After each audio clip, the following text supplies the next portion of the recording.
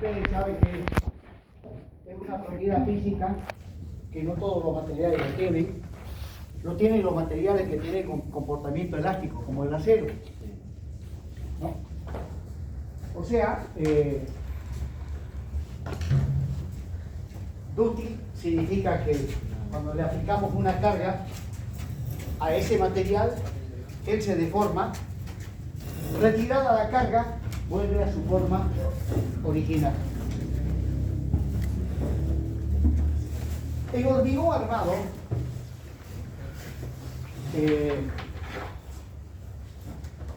pues el término dúctil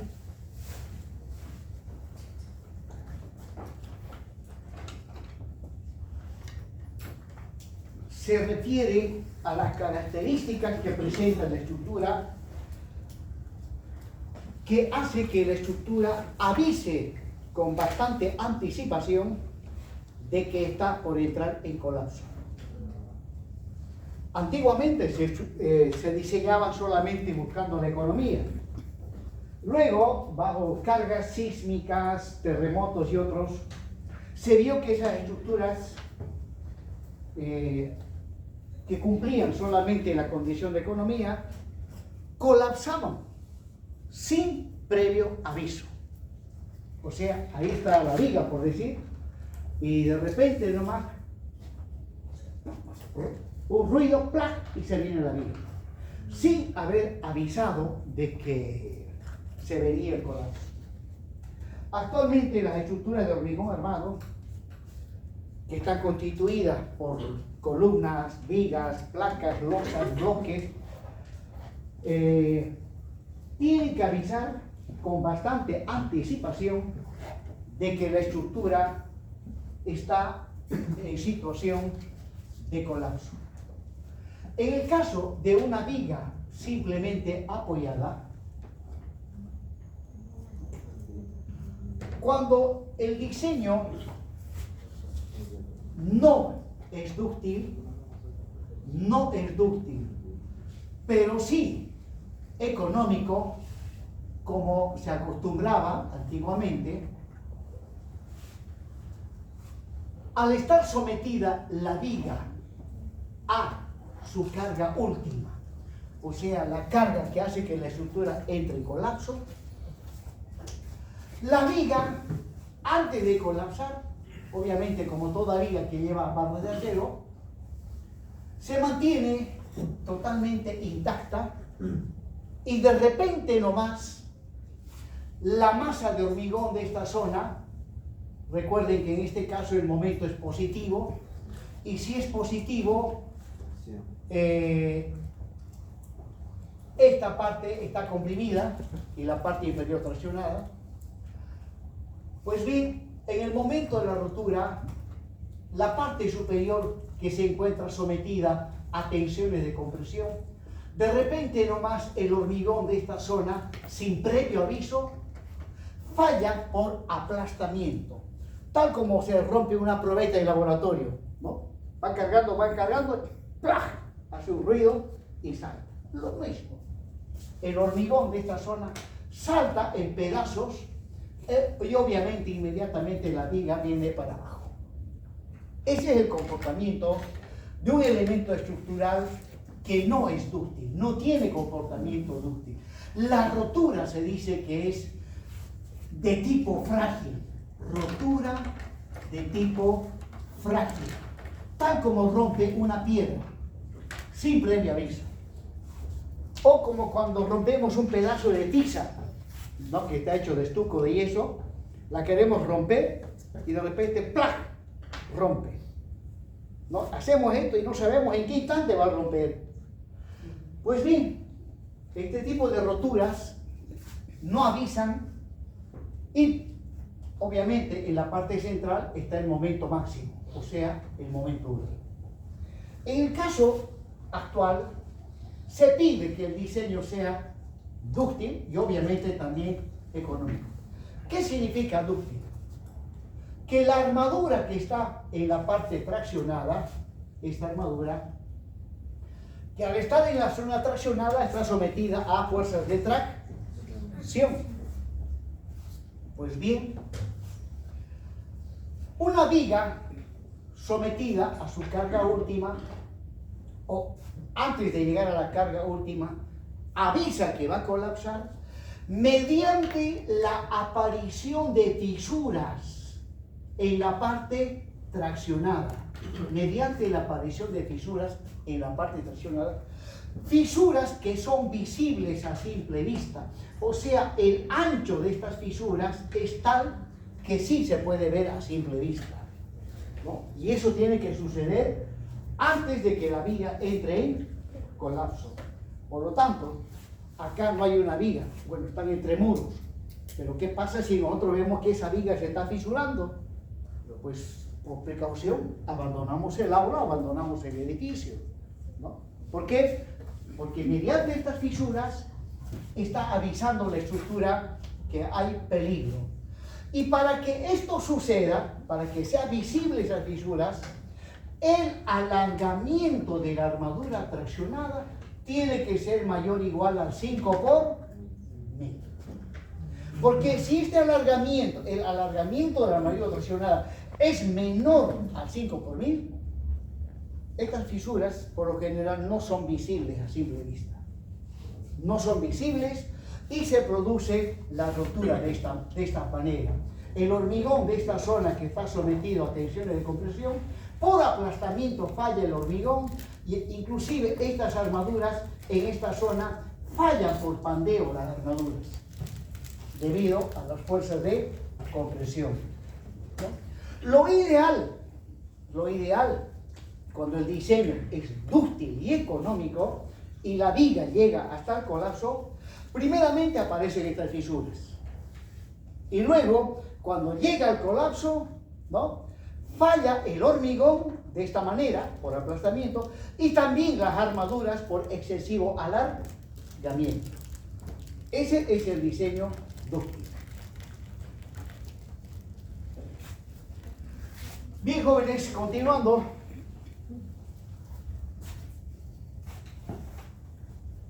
Los dominios que hemos visto son para flexión simple, flexotracción y flexión compuesta.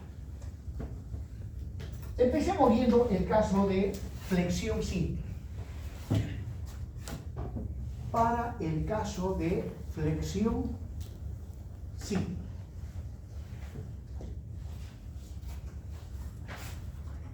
Visto en 3D, una viga de sección rectangular, asumiendo este extremo empotrado, el eje longitudinal baricéntrico de la viga y la solicitación actuante, que de acuerdo a la norma ACI americana, en principio se trabaja con el momento denominado momento nominal. M sub n significa momento nominal. Ustedes han llevado diseño de estructuras de madera.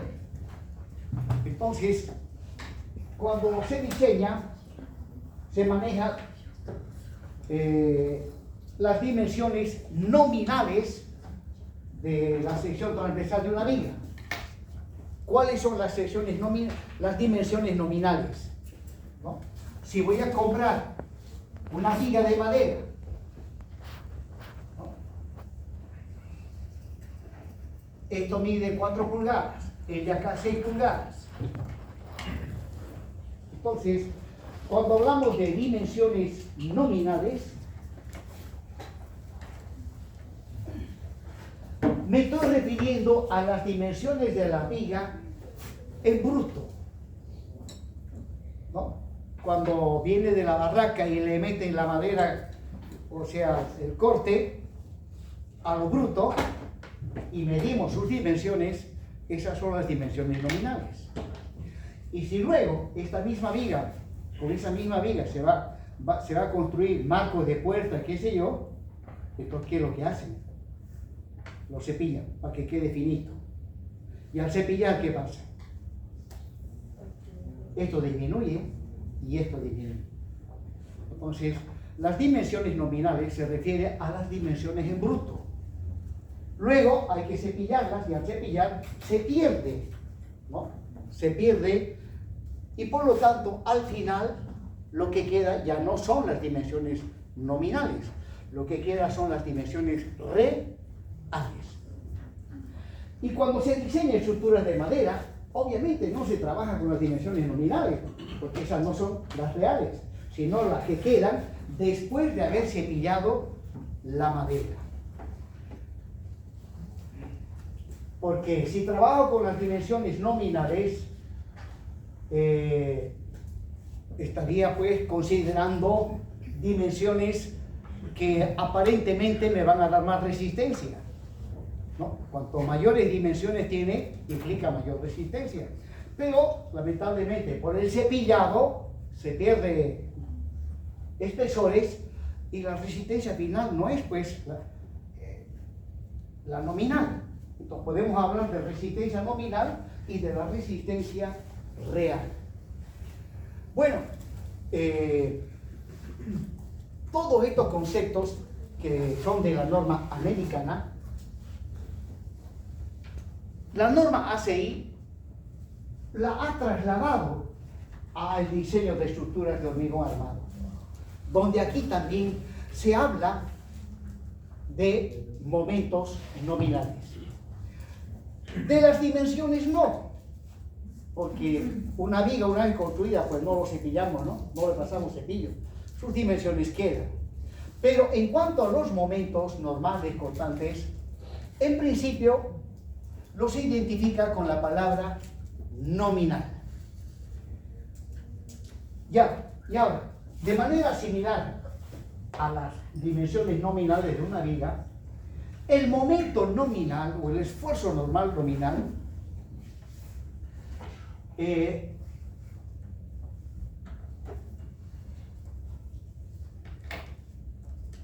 se refiere a la resistencia que tiene una viga,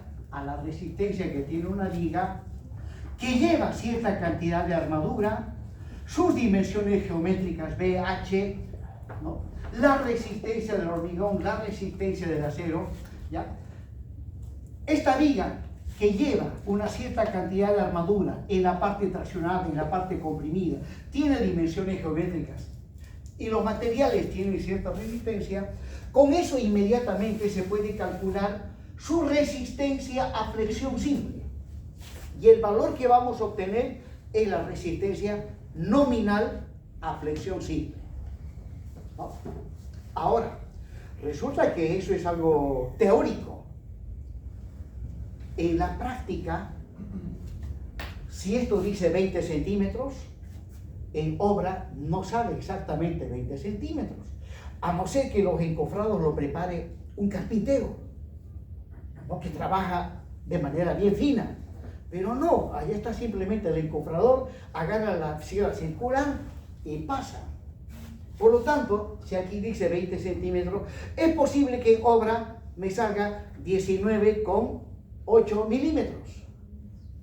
La resistencia del hormigón me dicen que es un H25. Pero en obra, supóngase que en el momento del hormigonado viene un chubasco de agua. Entonces, al caerle agua, disminuye la resistencia del hormigón. Bueno, hay una serie de factores que hacen que no se cumpla al 100% los valores que se manejan para el diseño. Por lo tanto, la resistencia que realmente ha de tener la viga no es el nominal. Y entonces, ¿cuál es la resistencia que realmente ha de tener? A esa resistencia le llamo momento último. ¿Y cuánto vale el momento último? Pues está en función del momento nominal. En función del momento nominal. Donde la resistencia real que ha de tener la viga, también llamado momento último o resistencia última, ¿ya? Es aquel que toma en cuenta los defectos de construcción que se presentan en obra. Y para ello se asume que debido a los defectos de construcción se pierde un 10% de resistencia. Bueno, el momento nominal es la resistencia sin tomar en cuenta los defectos de construcción, suponiendo que esto se cumple al 100%, pero en la realidad sabemos que no se cumple al 100%. Entonces, el momento nominal, repito, es la resistencia sin tomar en cuenta los defectos de construcción. Pues, tomando en cuenta los defectos de construcción, la resistencia disminuye. ¿En cuánto disminuye? La norma americana dice que disminuye en un 10%. Por lo tanto, para encontrar el momento real, el momento último, esto lo multiplico por 0,9. Lo cual significa que al momento nominal estoy quitando un 10%. Asumiendo entonces de que debido a los defectos de construcción, se pierde un 10% de resistencia. Y finalmente, este es el momento resistente real, llamado simplemente momento último. Al final, para el diseño tenemos que trabajar con el momento último. Bueno, por lo tanto, esto de manera genérica lo puedo expresar así. Momento último igual a un coeficiente que le llama coeficiente de ponderación multiplicado por el momento nominal.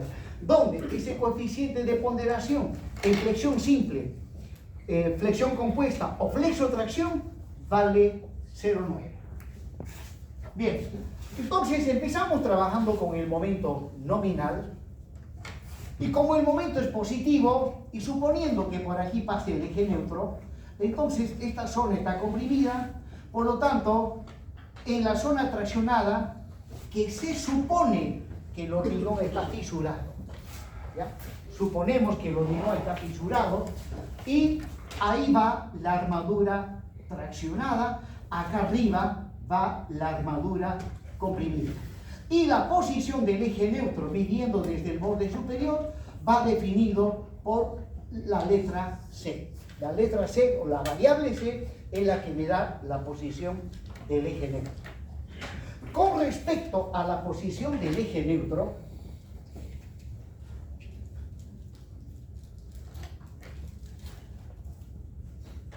este es el ancho B, la altura total H, y bueno, las armaduras. La armadura traccionada y acá arriba la armadura comprimida. Si el diseño queda ubicado en dominio 2A, el eje neutro queda ubicado aproximadamente por acá. Si el diseño cae en dominio 2B, el eje neutro más o menos está por aquí. Si el dominio cae en dominio 3A, por acá más o menos.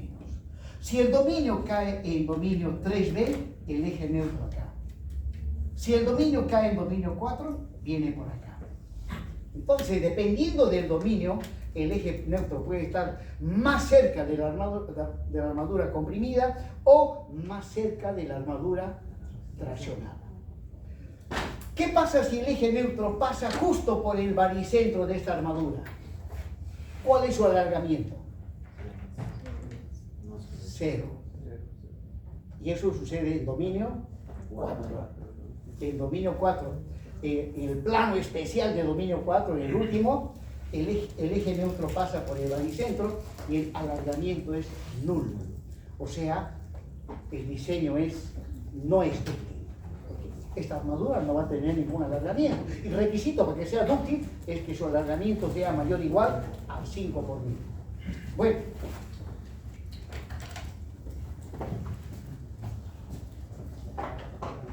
Ahora, los planos especiales.